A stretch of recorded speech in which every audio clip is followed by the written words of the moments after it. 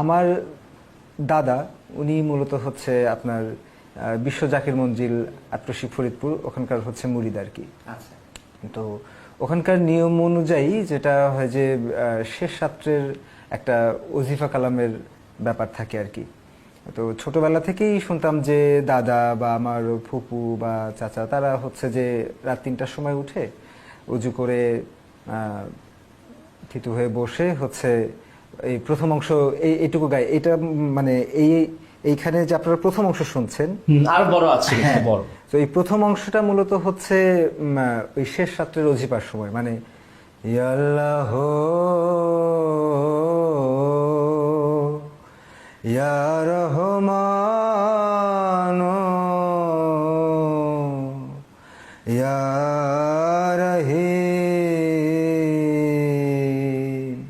এভাবেই আমি শুনেছি। তো খুব আস্তে করে ঠান্ডা করে এইভাবে গাওয়া হয় আর কি। তো সেইগুলো যেমনটা আমার শোনা, তারপরে একদিন